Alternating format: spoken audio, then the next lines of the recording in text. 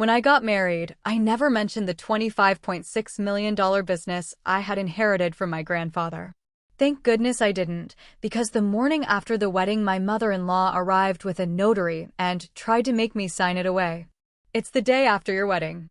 You're still floating on air, thinking about your honeymoon, and then your new mother-in-law barges in, with a notary public and legal documents, demanding you sign over everything you own. My name is Samantha, and this isn't just a story about a shocking betrayal. It's about how that ambush, that utter audacity, actually saved my marriage. At 32, I was the secret owner of Harlow Technologies, a company worth over $25 million. My grandfather, Walter Harlow, had built it from nothing in his garage back in '75. By the time I was born, it was a respected tech firm. Grandpa Walt wasn't your typical grandparent spoiling me with toys. Oh no. From the moment I could count, he taught me business ethics and financial literacy. Sammy, he'd say, leaning back in his worn leather chair, in business and in life, you need to protect yourself. Not everyone has good intentions, especially when money's involved. I spent every summer learning the ropes, from the mailroom at 13 to customer service, then marketing. When I graduated with my MBA, I knew that company inside and out. Grandpa Walt beamed with pride when I suggested our cybersecurity expansion, a division that eventually doubled our revenue. Losing him to pancreatic cancer 3 years ago absolutely shattered me. At the reading of his will, I discovered he'd left me 75% ownership of Harlow Technologies. The rest went to the longtime employees who helped him build it. His lawyer, Frank Thompson, pulled me aside. Your grandfather believed in you more than anyone, he told me. You had the head for business and the heart for people. The perfect combination. Becoming CEO was terrifying, but I channeled my grief into honoring his incredible legacy. I kept my personal life super low-key. No flashy cars, no luxury apartments broadcasting my wealth. I lived comfortably, but modestly, in a downtown loft, drove a 3-year-old Audi, and continued his tradition of anonymous philanthropy. That's how I met Jason. It was at a charity gala for children's literacy. I donated a significant sum but asked for no recognition. As I was admiring some artwork by the program kids, this tall man with kind eyes approached me. Beautiful, aren't they? He said, gesturing to a colorful painting. One of my students created that. I teach 4th grade at Lincoln Elementary. His name was Jason Miller. He was 34, never married, completely dedicated to education. He had this easy laugh and a genuine way of listening that made me feel truly seen. When he asked about my work, I gave my standard, slightly vague answer. I manage investments for a technology firm. Not a lie, but definitely not the whole truth. Our first date was coffee. He insisted on paying. Our second, a hike where we talked for hours about everything. Jason was incredibly close to his mother, Eleanor. She'd raised him alone after his father abandoned them when Jason was just 10. She sacrificed everything for me, he told me, watching the sunset from a scenic overlook. Worked 2 jobs to put me through college. We're all each other has had for a long time. His loyalty touched me. My grandfather valued family deeply, and I admired that in Jason. By our 5th date, I was falling hard. 3 months in, he invited me to Sunday dinner to meet Eleanor. I dressed casually, minimal jewelry, wanting to make a good, non-flashy impression. Eleanor lived in a modest 2-bedroom home in the suburbs. It was meticulously kept, plastic covers on the furniture, family photos everywhere. Jason has told me so much about you, Eleanor said, her smile not quite reaching her eyes as she assessed me. He says you work in investments. That must be lucrative. It can be, I replied cautiously. But it's more about helping the company grow sustainably than making quick profits. Throughout dinner, she peppered me with probing questions about my family, my salary, my benefits. I deflected politely, while Jason looked more and more uncomfortable. Mom, this isn't a job interview, he finally interrupted when she asked if I owned or rented my apartment. I'm just getting to know the woman my son is so smitten with, Eleanor countered, her smile tight. Is that a crime? Despite the awkward first meeting, Jason and I grew closer. He was thoughtful, passionate about education, and made me laugh every single day. His face would light up talking about his students, just like my grandfather's did when mentoring young employees. After 8 months, Jason proposed during a weekend beach getaway. We were walking along the shore at sunset when he dropped to one knee. The ring was modest, but beautiful. "Sam, I know this seems fast," he said nervously, "but when you know, you know. I want to build a life with you. Will you marry me?" I hesitated. Just for a second. My grandfather's words echoed, "Protect yourself," but looking into Jason's earnest eyes, I pushed those concerns away. "Yes," I whispered, tears welling up. "Yes, I will."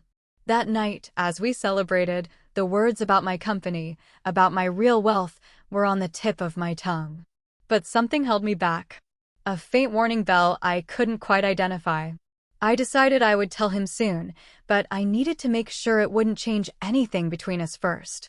After the wedding, I promised myself, once we're husband and wife, I'll tell him everything. I had no idea how fateful that decision would be. The moment we announced our engagement, Eleanor appointed herself chief wedding planner. My vision of a small, intimate ceremony quickly ballooned. "You can't have the reception there," she'd dismiss my suggestions. "What about the Westlake Country Club? I know it's pricey, but surely your investment job pays well enough." Every conversation somehow circled back to money. Over brunch one Sunday, while Jason was getting coffee refills, Eleanor leaned in conspiratorially. "Have you two discussed joining accounts after the wedding?" she asked. "I've always believed marriage means sharing everything. No secrets, especially about money." "We haven't decided yet," I replied carefully. "We both value some financial independence." Her smile tightened. "Independence is for single people, Samantha.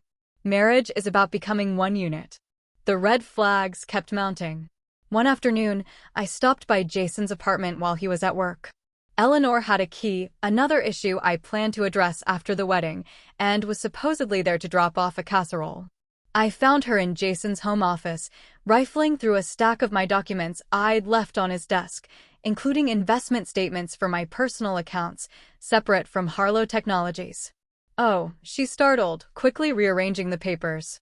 "I knocked over these while dusting." Such a mess. The statements had been neatly organized in a folder. She couldn't have knocked them over. I said nothing, but made a mental note to be more careful. 2 weeks later, I overheard a conversation that sent ice through my veins. I'd arrived early for dinner at Jason's and was about to knock when I heard raised voices inside. "Mom, you need to stop pushing," Jason was saying. "Sam and I will figure out our finances ourselves." "I'm only thinking of your future," Eleanor insisted. "You've struggled with student loans for years while she's clearly doing well. Marriage means her money becomes family money. That's how it works." "That's not why I'm marrying her," Jason exclaimed. "Of course not, sweetheart," Eleanor's voice softened. "But there's nothing wrong with ensuring financial security in your marriage. Just talk to her about joint accounts after the wedding. Once everything's legal, you'll both be protected." I backed away from the door, my mind racing. Was Jason marrying me for money? Money he didn't even know I had? Or was Eleanor manipulating him? That night, I called my best friend, Katie Lawrence, who had been suspicious of Eleanor from the start. "I don't know if I'm being paranoid," I confessed after relating everything. "You're not paranoid. You're perceptive," Katie said firmly. "Eleanor sees you as a meal ticket for her and possibly for Jason, too." "Have you told him about the company yet?" "No," I admitted. "I was waiting until after the wedding." "Don't," Katie advised. "I know you love him, but something feels off. Protect yourself first, then see if he's worth trusting with the truth." The next day, I called Frank Thompson, my grandfather's lawyer. "I need to make sure my assets are protected before my marriage," I explained, "especially the company." Frank immediately scheduled a meeting. "Your grandfather would be proud of your caution," he said as we reviewed options. "Many people let love cloud their financial judgment." We established an irrevocable trust for my company shares, created prenuptial agreement drafts, though I hadn't decided whether to present them to Jason, and ensured multiple layers of legal protection. If anyone, including a spouse, tried to claim ownership of Harlow Technologies, they'd face a legal labyrinth designed to protect my grandfather's legacy. "This feels deceptive," I confessed to Frank. "Shouldn't marriage be about trust?" Trust is earned gradually, he reminded me. Your grandfather didn't even tell his own wife about certain business details until they'd been married 10 years. Protect the business first, then share information with Jason when you're ready. As the wedding approached, my anxiety spiked. I caught Eleanor making comments to relatives about Sam's important business connections and Jason marrying into a comfortable situation. Each remark solidified my resolve to keep my wealth private until I could be certain of both Jason's and Eleanor's intentions. The night before our wedding, I lay awake wondering if I was making a mistake. Not about Jason. I truly loved him, but about starting our marriage with such a significant secret. The weight of my $25.6 million company hung over me like a storm cloud on what should have been the happiest night of my life. After the ceremony, I promised myself again. Once we're married, I'll find the right moment to tell him everything. Little did I know, Eleanor already had plans of her own. Our wedding day dawned with perfect September weather. Sunshine, blue skies, just enough breeze. I'd chosen a simple, elegant dress, nothing extravagant, despite Eleanor's persistent suggestions for something more dramatic, befitting your position. The ceremony was set for 4 p.m. at Riverside Gardens, a beautiful outdoor venue that wouldn't break the bank for someone on a teacher's salary. I'd insisted on splitting costs evenly, though in reality, I anonymously covered most expenses through a wedding planner sworn to secrecy.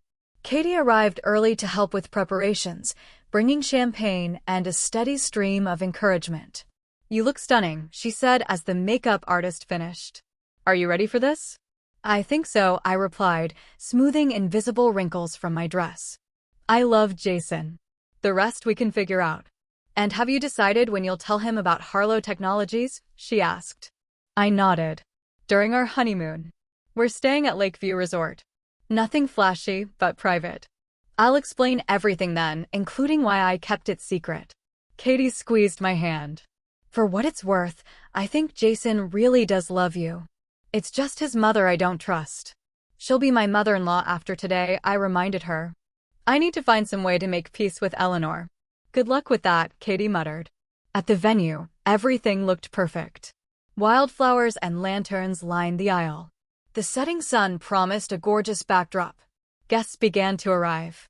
My small circle of close friends, Jason's colleagues, family members from both sides.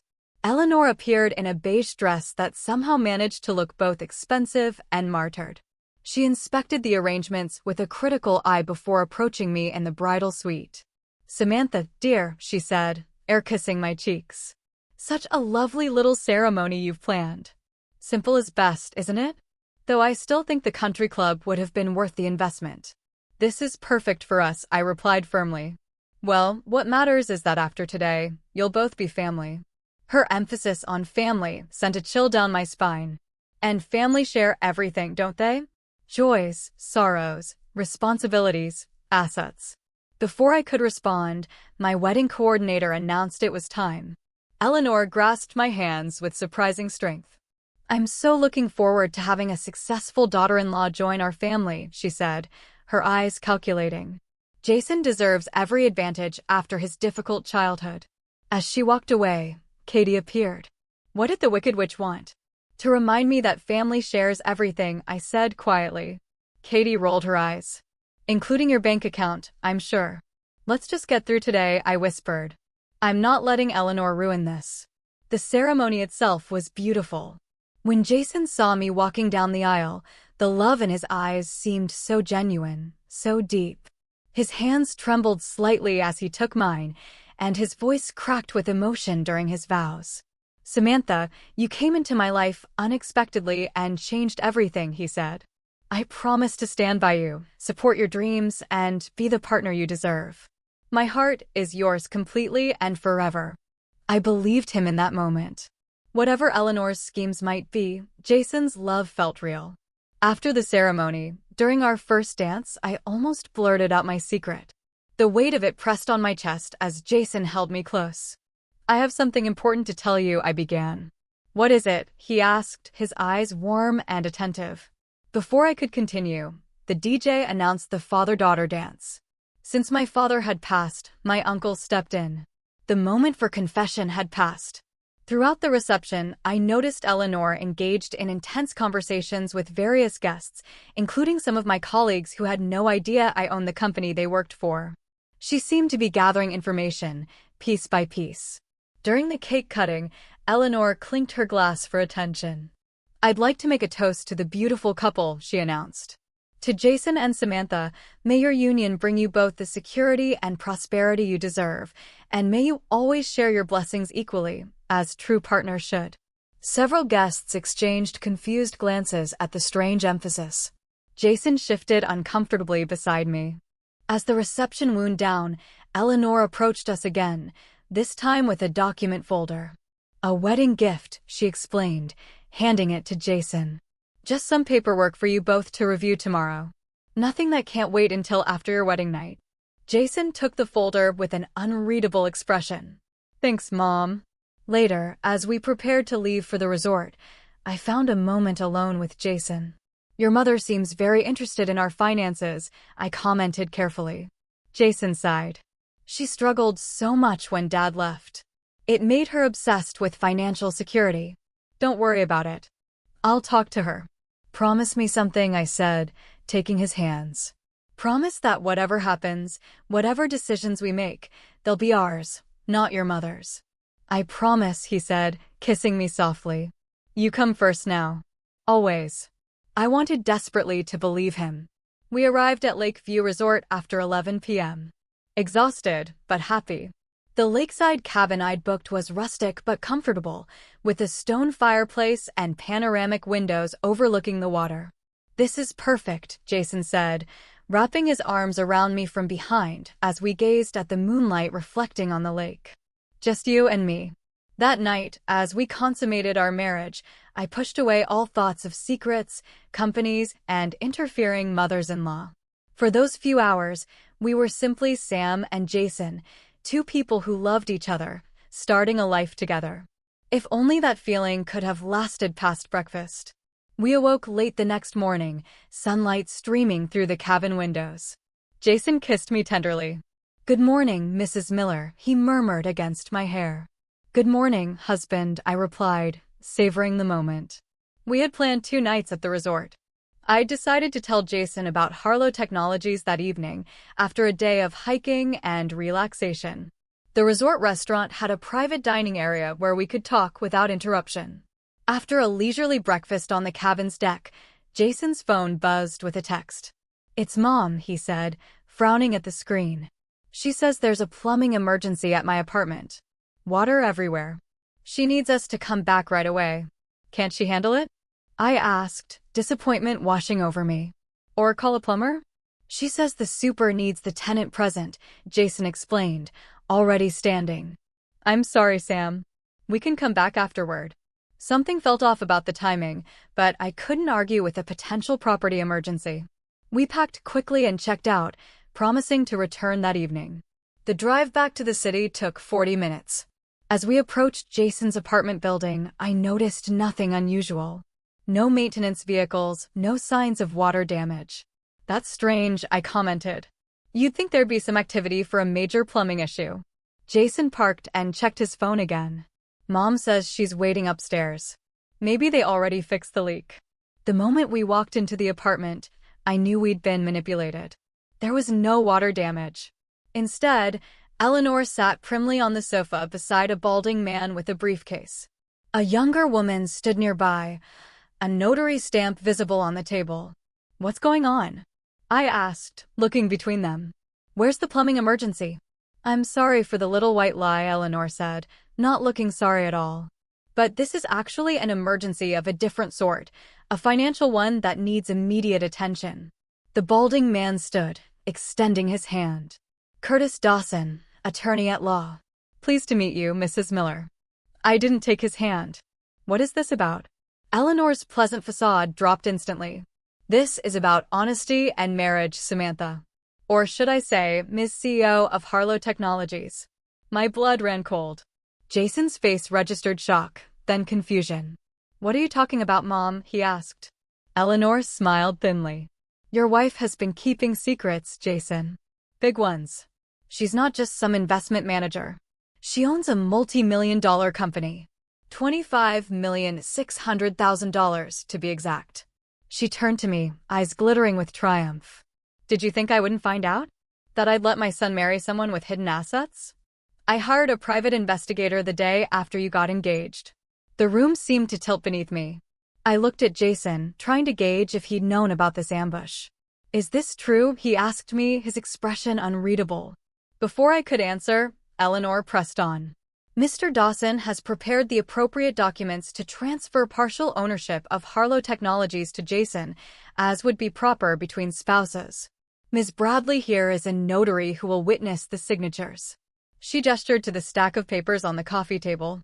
Now that you're legally married, it's time to combine assets properly. I found my voice at last. You arranged all this? A fake emergency to ambush me with legal documents? And you expect me to just sign over my company? Not the entire company, Curtis Dawson interjected smoothly. Just 50% ownership, which is standard in marital property. There is nothing standard about this, I said, anger replacing shock. And it's not how marital property works in this state. I turned to Jason, whose face had paled considerably. Did you know about this? He hesitated. Just long enough for my heart to crack. I knew Mom had concerns about your finances. She mentioned discovering you had more assets than you disclosed, but I didn't know about this meeting. Not exactly. Not exactly? I repeated incredulously. What does that mean? Eleanor cut in. Jason and I discussed the importance of financial transparency after marriage. He agreed you should share your assets with him. Is that true? I demanded, looking directly at Jason. He ran a hand through his hair, clearly uncomfortable. Mom said it was strange you were so secretive about your job. She thought you might have some savings you weren't disclosing. I agreed we should be open about finances, but I never asked for this. He gestured at the papers. But you discussed it, I said flatly. You and your mother talked about getting access to my money. That's not how it was, Jason protested weakly. Eleanor, impatient, stood. Enough drama. The fact is you concealed significant assets before marriage. Now it's time to rectify that oversight. She picked up a pen and held it out to me. Sign the papers, Samantha. It's what's best for everyone. I laughed, without humor. Best for everyone, or best for you, Eleanor? For the family, she insisted. Jason deserves security after everything he's been through. And you think taking half my company provides that security? I asked, my voice dangerously calm. The company my grandfather built from nothing and entrusted to me? Technically, Curtis Dawson interjected, these documents would transfer 25% to Jason and 25% to a family trust that would benefit both Jason and Eleanor. Asterisk in case if that's enough asterisk, I cut him off. Turning back to Eleanor, you want half my company in your control. Let's be perfectly clear about what's happening here. Eleanor's mask slipped completely then. You owe it to this family. Do you think I'd let my son marry someone who could walk away with millions while he's left with nothing? Sign the papers. The notary, Ms. Bradley, looked increasingly uncomfortable. Perhaps I should come back another time, she suggested, reaching for her stamp. Stay right there, Eleanor commanded. We're resolving this today. I took a deep breath, centering myself. My grandfather had prepared me for business confrontations, teaching me to remain calm when others lost control. I will not be signing anything today, I said firmly. In fact, Mr. Dawson, I suggest you research my company more thoroughly before presenting such documents. Had you done your due diligence, you'd know that Harlow Technologies' ownership is protected by multiple layers of trusts and legal safeguards that make what you're attempting impossible and potentially actionable as attempted fraud. Curtis Dawson paled visibly. Mrs. Miller, I was led to believe these were standard post-nuptial arrangements with a willing participant. Well, you were misled, I replied. And I would reconsider your client relationship if I were you. Eleanor's face contorted with rage. You can't do this. You tricked my son into marriage under false pretenses. That's rich coming from the woman who just faked a plumbing emergency to ambush me with a notary. I shot back. I turned to Jason, who stood frozen in the middle of the room. And you? Did you marry me knowing about this plan? Was getting access to my money the goal all along? No, he exclaimed. I had no idea about the company, Sam, I swear. Mom just said you were hiding something financial and we should address it after the wedding. And you thought that was appropriate? I asked, utterly bewildered. To conspire with your mother about my finances? Jason had no answer. His silence was damning. I grabbed my purse from where I'd dropped it by the door. I need to leave right now. Eleanor stepped toward me, desperation in her eyes. If you walk out that door without signing, you'll regret it. I paused, turning back to her with ice in my voice. Is that a threat, Eleanor? It's a promise, she hissed.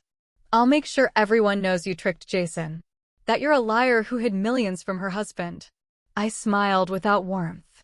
And I'll make sure everyone knows you tried to coerce your daughter-in-law into signing over company assets the day after her wedding. Which story do you think sounds worse? Without waiting for an answer, I looked at Jason one last time. His face registered shock, confusion, and the dawning realization that he'd made a terrible mistake.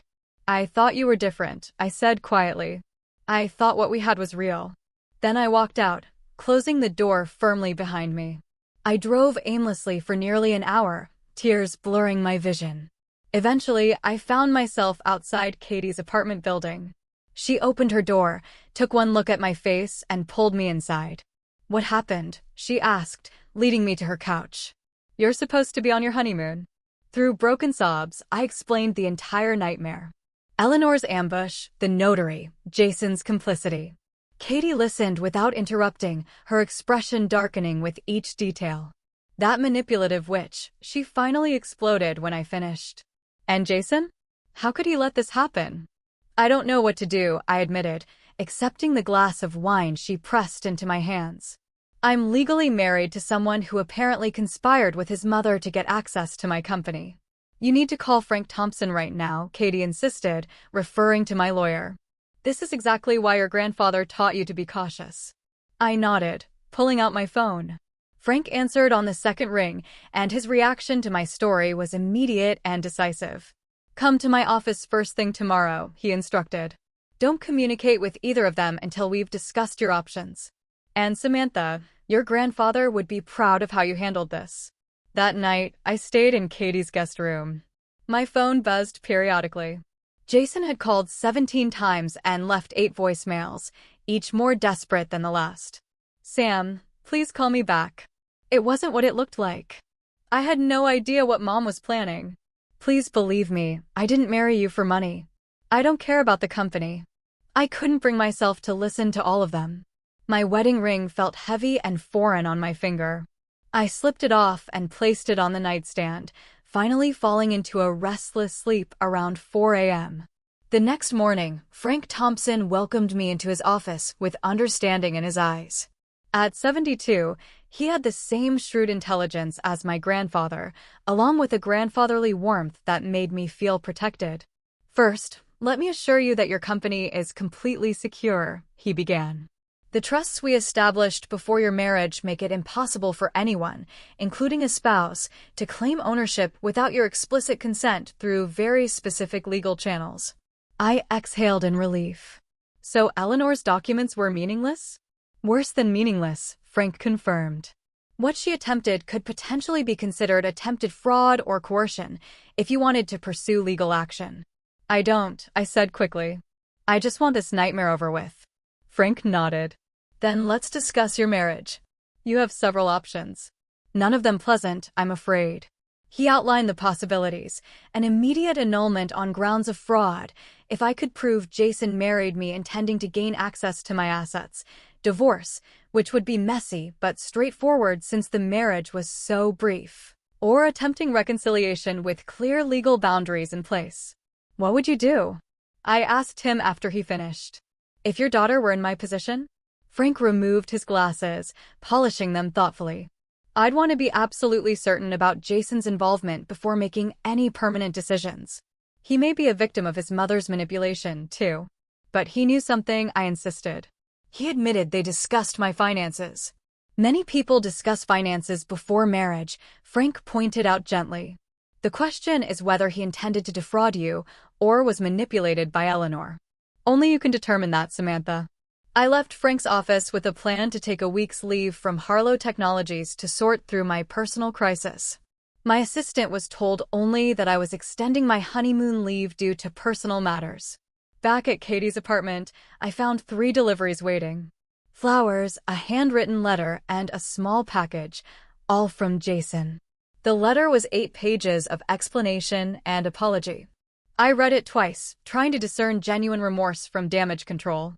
Mom has always been obsessed with financial security, he wrote. After she met you, she became convinced you were hiding something. She kept suggesting you might be in debt or have financial problems you weren't disclosing. It never occurred to me you might be wealthy. I just thought Mom was being paranoid and overprotective, as usual. He claimed he'd agreed to discuss finances openly after the wedding, but had no knowledge of Eleanor's plans with the notary. The package contained his copy of our marriage certificate and the key to his apartment, symbolic gestures of placing control in my hands. It all sounds convenient, Katie commented when I showed her the letter. He gets to blame everything on Mommy dearest. But what if he's telling the truth? I asked. What if he really is just caught between his manipulative mother and me? Katie sat beside me. There's only one way to find out. You need to talk to him on your terms, not his or Eleanor's. After 3 days of soul-searching, I texted Jason. We need to talk. Bring your mother. Tomorrow, 2 p.m., Thompson Legal Offices downtown. This is non-negotiable. His response was immediate. We'll be there. Thank you for giving me a chance to explain. I spent that night reviewing everything I knew about Jason, searching for signs I might have missed. Had there been indications of his true character that love had blinded me to, or was he truly the good man I believed I'd married, just with an unhealthy attachment to his manipulative mother? The next morning, I met with Frank to prepare for the confrontation. I need to know exactly where I stand legally and what my options are going forward, I explained. You're in a position of strength, he assured me. Don't forget that. They have no leverage except your feelings for Jason. At exactly 2 p.m., Frank's assistant showed Jason and Eleanor into the conference room. Jason looked terrible, unshaven, dark circles under his eyes, clothes wrinkled. Eleanor, by contrast, was immaculately dressed, though her pinched expression betrayed her displeasure at the setting. Frank introduced himself as my attorney, causing Eleanor's eyebrows to shoot up. You already had a lawyer ready to ambush us, she accused. Ms. Miller, Frank said coolly, given that you arranged a notary and attorney to surprise my client the day after her wedding, I suggest you reconsider your position on who is calculating in this situation. Eleanor bristled, but fell silent. Jason hadn't taken his eyes off me since entering the room. Sam, he began, I can't tell you how sorry. I raised a hand to stop him. Before anyone says anything else, I want complete honesty about what happened. Both of you need to understand my position. I took a deep breath. Yes, I own Harlow Technologies. My grandfather left it to me 3 years ago. Its current valuation is approximately $25.6 million, and I serve as CEO. I kept this information private while dating because my grandfather taught me to be cautious about people's intentions when wealth is involved. I looked directly at Eleanor. It seems his caution was warranted. If you had been honest from the start, Eleanor began, but Jason cut her off. Mom, stop. Just stop. He turned to me. Sam, I had no idea about any of this. About the company, about your wealth, none of it. And I definitely didn't know Mom had hired a private investigator or arranged that ambush with the notary. Eleanor scoffed. We discussed her secrecy multiple times, Jason. I told you she was hiding something. You made it sound like she might have debt or financial problems. Jason shot back. You never once suggested she was wealthy. You led me to believe we needed to address potential financial issues after the wedding, not orchestrate some bizarre corporate takeover. Their argument laid bare the dysfunction in their relationship. While they bickered, Frank discreetly slid a note in front of me. Asterisk, this appears genuine. He seems as blindsided as you were. Asterisk, finally. I'd heard enough. Stop. I commanded, and both fell silent. Eleanor, I have one question for you. Why? Why go to such lengths to get access to my company? Eleanor's composure slipped. Just for a moment, in that brief flash, I saw desperation in her eyes before she masked it. I was protecting my son, she insisted, making sure he wasn't being taken advantage of. By orchestrating a scheme to take half my company? I pressed. That doesn't sound like protection. It sounds like theft. You don't understand, Eleanor said, her voice suddenly weary. When Jason's father left, he took everything. I worked 3 jobs to keep us afloat. I swore I'd never let Jason experience that kind of insecurity again. Mom, Jason said quietly. What aren't you telling us? Eleanor's carefully maintained facade crumbled. I'm in debt, she finally admitted. Significant debt. Medical bills from my cancer treatment 5 years ago, plus the second mortgage I took out to help pay for your student loans. Jason looked stunned. You told me insurance covered your treatment, and I've been paying you back for school. Not enough, Eleanor whispered. The interest keeps growing. When I realized how successful Samantha's company was, I thought it could solve everything. The room fell silent as the truth finally emerged. Eleanor hadn't just wanted financial security for Jason. She'd wanted a bailout for herself. How much? I asked. What's the debt? Eleanor named a figure that made Jason gasp. It was substantial, life-altering so for someone on a fixed income, but a drop in the bucket compared to Harlow Technology's worth. So, this was never about Jason, I said quietly. It was about using my company to solve your financial problems. Eleanor had no response. Her years of manipulation finally exposed. I turned to Jason, who looked shattered by his mother's revelations. And now I need to know where you stand. Not just about this situation, but about us. About our future, if we have one. Jason met my gaze directly. I love you, Sam. I married you because I love you. Not for your money, not for your company, not to solve my mother's problems. I'm horrified by what happened, and I'll spend the rest of my life making it up to you if you'll let me. Then he turned to Eleanor. But Mom, this relationship between us has to change. What you did was wrong on every level. If Sam gives our marriage another chance, you need to understand that she is my priority now. Eleanor's face crumpled at her son's words. Decades of codependence challenged in an instant. The choice now lay squarely with me. Walk away from a man I loved because of his toxic relationship with his mother, or try to rebuild on shaky foundations. I need some time, I finally said. This isn't a decision I can make today. As we prepared to leave, Eleanor approached me hesitantly. For what it's worth, I am sorry. Not just for getting caught, but for what I tried to do. Desperation makes people do terrible things. It wasn't enough. Not yet. But it was a start. 2 weeks passed without a resolution. I moved back to my loft, returned to work at Harlow Technologies, and tried to make sense of my suspended life. Jason and I communicated sporadically through carefully worded texts, neither of us ready to determine our future. Eleanor, surprisingly, maintained her distance. According to Jason, she had finally admitted herself to credit counseling and was working with a financial advisor to address her debt situation. She's actually seeing a therapist, too, Jason told me during one of our brief phone calls, something she refused to consider for years. I wanted to believe people could change, that relationships could heal from betrayal. But the memory of that ambush with the notary kept replaying in my mind. One evening, Frank Thompson called with an unexpected update. Eleanor Miller has requested a meeting, he informed me. With you, Jason, herself, and both our legal representatives present. Why? I asked warily. What could she possibly have to say now? She didn't specify, Frank replied. But she was insistent it would be worth your time. Against my better judgment and Katie's explicit advice, I agreed to the meeting. We gathered once again in Frank's conference room the following afternoon.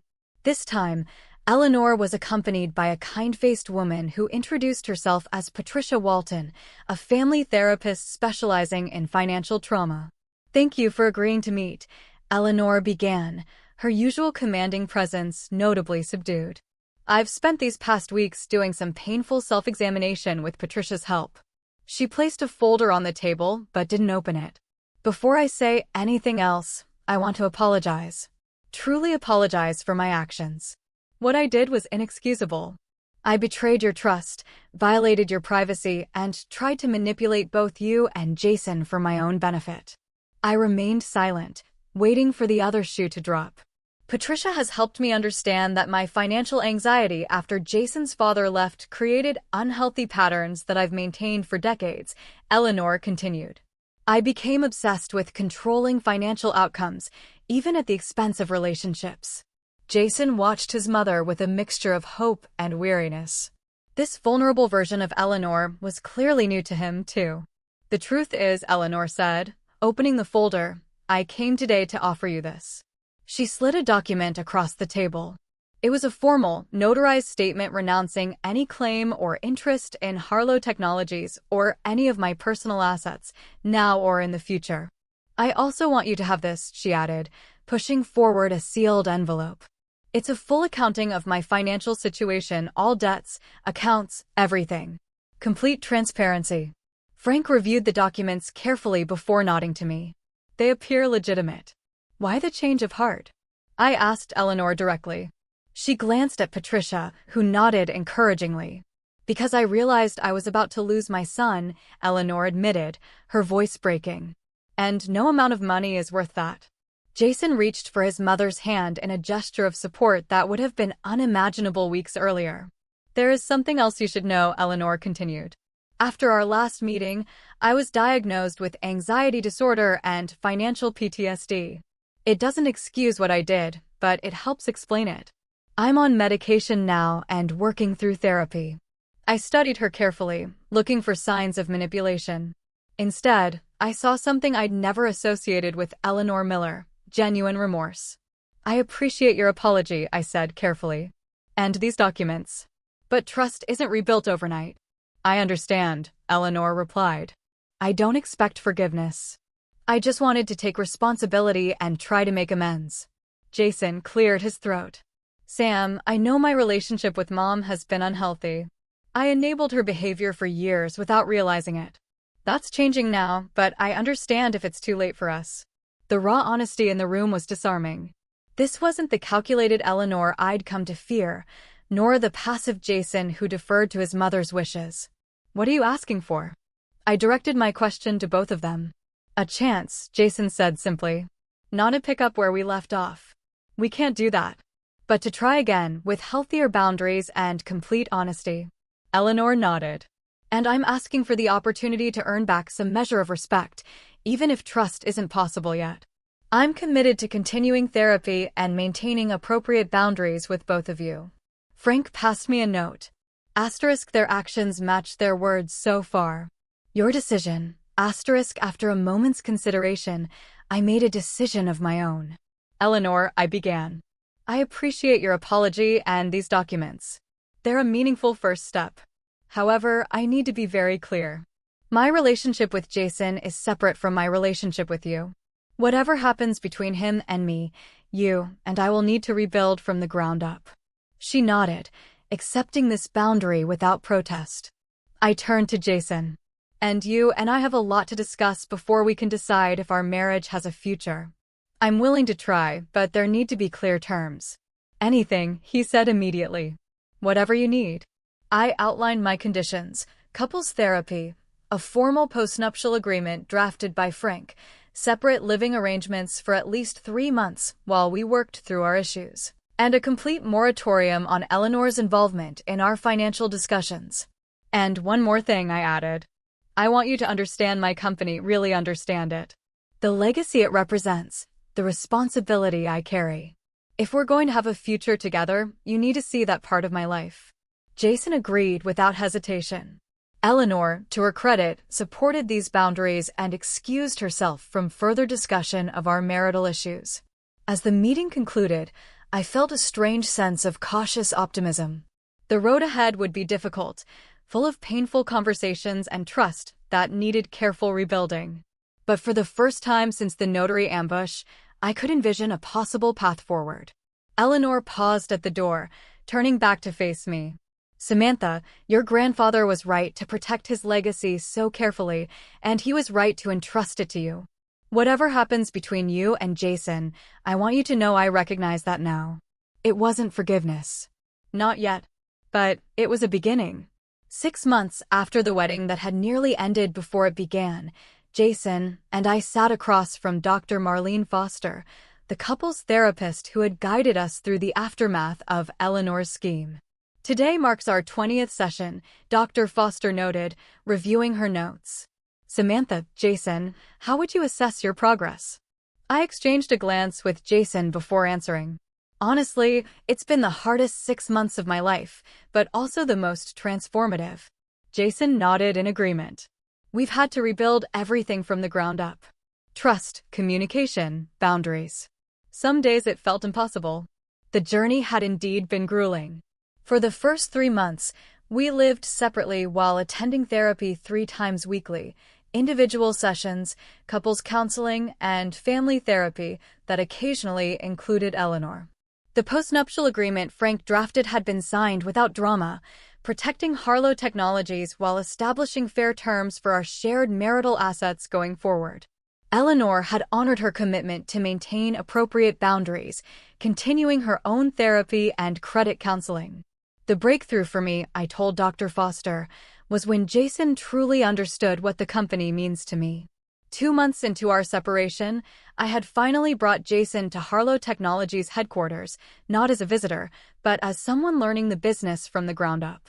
He had spent weeks shadowing different departments, understanding the legacy my grandfather had built and the responsibility I carried. I never realized how personal a company could be, Jason admitted. It's not just assets or profits. It's a living legacy, something created through decades of work and vision. Watching him engage with the business, asking thoughtful questions, connecting with employees, appreciating the culture my grandfather had established, had begun the slow process of rebuilding my trust. And Eleanor? Dr. Foster prompted. How has that relationship evolved? This was more complicated. Eleanor had maintained her distance as promised, focusing on her own recovery from financial trauma and anxiety. The woman who had once orchestrated a notary ambush now sent respectful text messages asking permission before calling. We're not close, I acknowledged. We may never be. But we're establishing a new relationship based on mutual respect rather than manipulation or suspicion. The biggest change, Jason added, is that Mom and I have established healthier boundaries. For the first time in my life, I'm not responsible for her happiness or financial security. Eleanor had indeed made significant progress, addressing her financial situation with the help of her therapist and financial counselor. She had consolidated her medical debt, refinanced her mortgage, and created a sustainable budget. Jason no longer felt obligated to supplement her income, though he chose to help with specific expenses occasionally. And your living situation? Dr. Foster asked. 2 weeks ago, after nearly 6 months apart, Jason had moved into my loft. The space felt different now. Truly shared, rather than just mine with a visitor. It's working, I said simply. One day at a time. As our session concluded, Dr. Foster smiled warmly. When you first came to me, you both questioned whether your marriage could survive such a breach of trust so early. The work you've done suggests it not only can survive, but potentially become stronger for having faced this challenge. Outside the office, Jason took my hand as we walked to the car. Dr. Foster's right, you know. 6 months ago, I wouldn't have believed we could get here. Me neither, I admitted. But here we are. That evening, as we prepared dinner together in our kitchen, I reflected on my grandfather's warnings about protecting myself and his business. What are you thinking about? Jason asked, noticing my contemplative mood. My grandfather, I replied. He always said to be cautious about people's intentions when money is involved. For years, I thought he was just being paranoid or cynical, but he wasn't. Jason acknowledged, money changes how people see you, how they interact with you, sometimes in ways they don't even recognize themselves. I nodded. The irony is, by following his advice to protect the company, I actually protected our relationship, too. If I had told you about Harlow Technologies from the beginning, Jason finished, Mom would have sabotaged us before we even had a chance. Or worse, I might have been influenced by her fears and anxieties without realizing it. The painful journey had led to unexpected growth for both of us. Jason had discovered independence from his mother's emotional manipulation. I had learned that protecting myself didn't have to mean isolation or distrust of everyone. I have something for you, I said, retrieving an envelope from my desk. It's not quite an anniversary gift, since our 6-month anniversary isn't exactly a celebration. Jason opened it curiously. Inside was an offer letter for a position at Harlow Technologies, Education Outreach Director.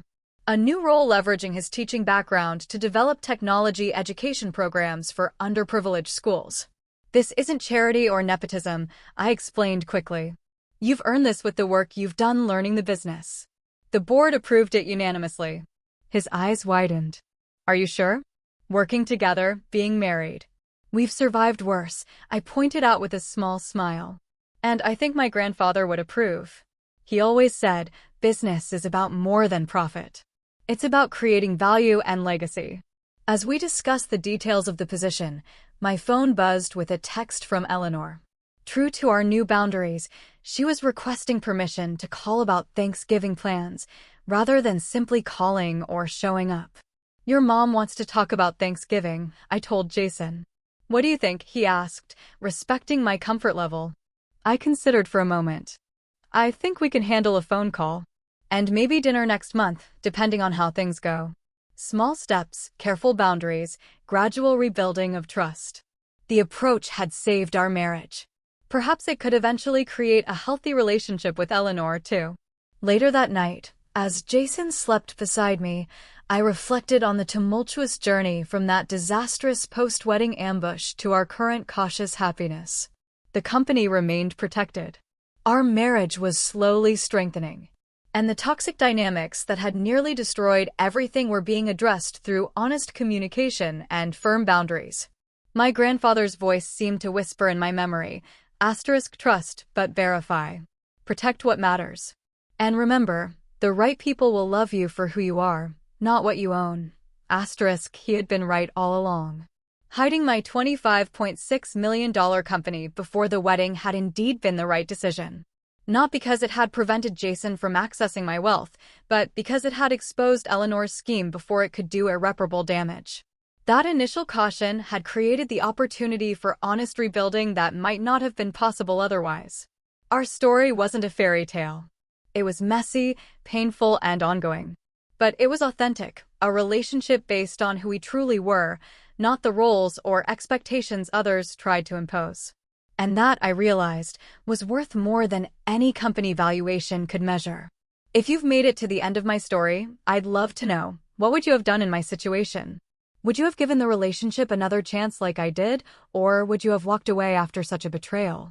Drop your thoughts in the comments below. And if you found value in my experience, thank you for listening to my journey. Remember, protecting yourself isn't selfish. Sometimes, it's the most loving thing you can do, both for yourself and for those who truly care about you. I never realized how personal a company could be, Jason admitted. It's not just assets or profits. It's a living legacy, something created through decades of work and vision. Watching him engage with the business, asking thoughtful questions, connecting with employees, appreciating the culture my grandfather had established, had begun the slow process of rebuilding my trust. And Eleanor? Dr. Foster prompted. How has that relationship evolved? This was more complicated. Eleanor had maintained her distance as promised, focusing on her own recovery from financial trauma and anxiety. The woman who had once orchestrated a notary ambush now sent respectful text messages asking permission before calling. We're not close, I acknowledged. We may never be. But we're establishing a new relationship based on mutual respect rather than manipulation or suspicion.